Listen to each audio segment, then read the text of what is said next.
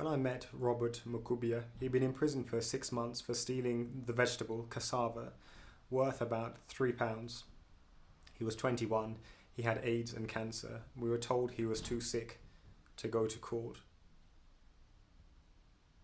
First we paid for chemotherapy for him. Then when it was clear he was dying, we got him morphine to reduce his pain. Then we went to court on his behalf, spoke to the magistrate for him, and he ended up being released because the time that he'd served in prison was far longer than any sentence that he'd received for this offence if he'd been taken to court in the first place. The next day, he died at home with his family. In prisons in Uganda and Kenya, there are tens of thousands of people like Robert in prison for minor offences.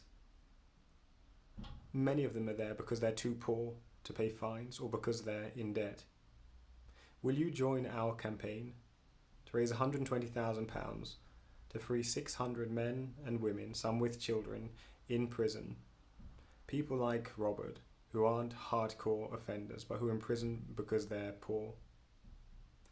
During this pandemic, we don't believe that anyone should be in prison other than for the most serious offences, and that those there shouldn't spend a moment longer than necessary. In Robert's memory, will you join our campaign to get justice during this unprecedented time?